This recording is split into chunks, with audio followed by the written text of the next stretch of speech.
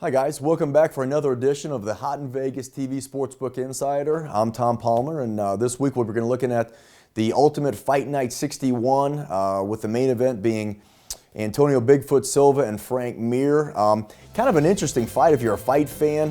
Don't see this shaking up the heavyweight division in terms of rankings or anything like that. Both guys are kind of needing a win to maybe even keep their jobs in the UFC. Right now, Bigfoot Silva is a minus 240 favorite. Frank Mir comes in at the underdog at plus 200. When you look at the fight in terms of, if you want to break it down, looking at each of the places where it's going to take place, grappling-wise, on paper, obviously Frank Mir is probably a little more decorated Brazilian Jiu-Jitsu practitioner, although Bigfoot is a black belt as well. Frank Mir kind of came up through the ranks using his Jiu-Jitsu as a weapon. Recently hasn't been as much. He's only kind of used it a little bit going forth. He's kind of like to stay in front of guys and trade shots with him more, which I don't think that's a wonderful idea, and I think that's kind of maybe the reason he's dropped 4 straight.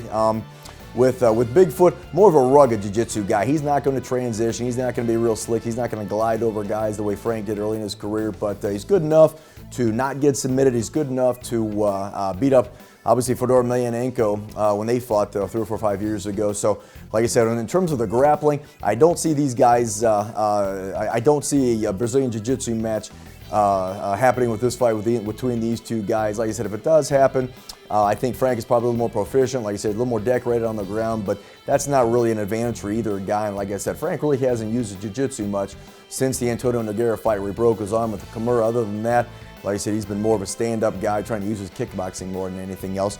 In terms of the striking, Bigfoot he's been able to be punched in the past. Frank's striking has never been great. He did knock out Czech Congo, or at least knocked him down, and was able to secure a choke on him. Neither guy is ever going to be confused with Alistair Overeem when it comes to their striking.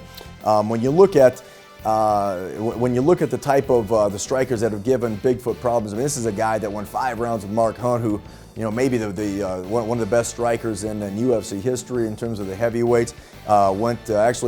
Withstood an onslaught from Alistair Overeem again, and was able to knock him out later on, I think in the 3rd round of their fight. So you look at this guy and you think, how can this guy stand up with Mark Hunt for 5 rounds, stand up with Alistair Overeem, you know, for 3 rounds, and then you look, he gets knocked out by a guy like Andre Arlovski and got knocked out by heavyweight champion Cain Velasquez. So I think maybe we'll look at the difference. I think with Bigfoot, he's kind of a plodding guy, very, very slow.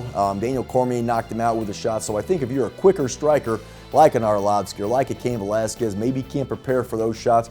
When you give him time to see a big shot coming, he can eat the big shot. Like I said, he went 5 rounds in an epic battle with Mark Hunt when these guys were just absolutely dropping bombs on each other the entire time. So, like I said, how does he go 5 rounds with Mark Hunt and then get knocked out by Arlovski? I think it's maybe a difference of hand speed.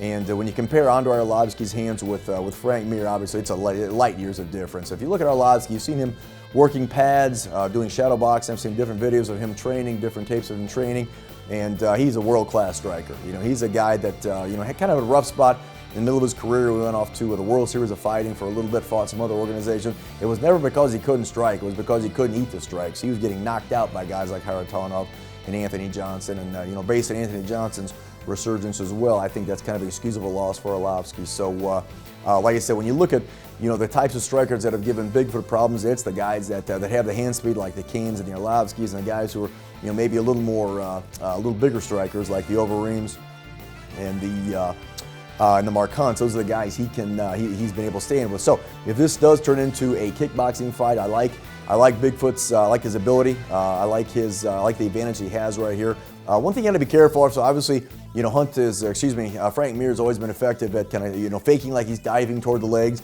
and then bringing a big left hook around. If he's able to connect, I might give him some problems. I just think with Bigfoot, the way is I think he knows that. I don't think he's scared of a takedown.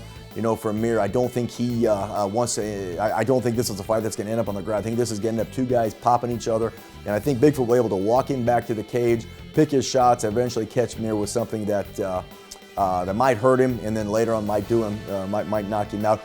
If you look at the Frank Mir again, we're going to look at now is career arcs. If you look at the career arcs of these guys, neither one's very good. Like we said, Frank Mir has dropped 4 straight. Bigfoot has dropped. He had lost 2 fights outright and then had a no contest with the Mark Hunt fight that turned into a draw. based on Bigfoot's elevated levels of testosterone that they tested for after that fight. So looking at Kurikes, again, neither arc is very impressive. The difference, I think, is this, though. When you look at Frank Mir, he's a good-looking guy. He's got a good mouthpiece. He's done some color work for the WEC. He obviously does a radio show here in Las Vegas from time to time. So I think Frank has his future kind of mapped out with his post-fighting career. With Bigfoot, I think it's safe to assume he's not going to have a career in TV when he's done. I think he is a fighter. I think this is how he's going to make his money for right now. I think he is still in the picture. I think he's still in the moment in terms of his fighting. Frank, not going to say that he needs to hang him up as a fighter, but like I said, he's a guy that he kind of has the skids greased, if you will, for a career. Following his MMA career. Again, with that being said, his last fight against Alistair Overeem, he took a beating against Alistair. I actually thought he was looking for a way out. At one point early in the first round, he was starting to turtle up, and I thought the fight was going to be stopped right there.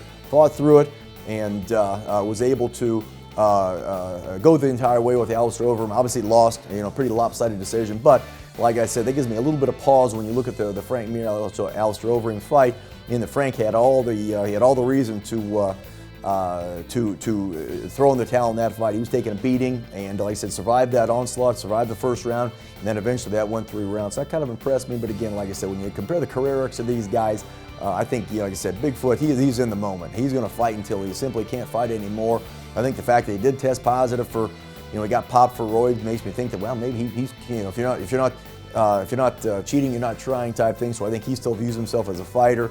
And like I said, if you look at these guys, in terms of their skills, when you look at career arcs, I think you give the obvious advantage to Bigfoot. I said when you look at these guys, when you compare like the X's and O's type thing, I think it's a clear advantage for Bigfoot. So like I said, if that number on Silva starts creeping up to the close to 300, I might stay away from it. Obviously, if it goes down, you might want to go a little heavier on it. So like I said, Silva at minus 240.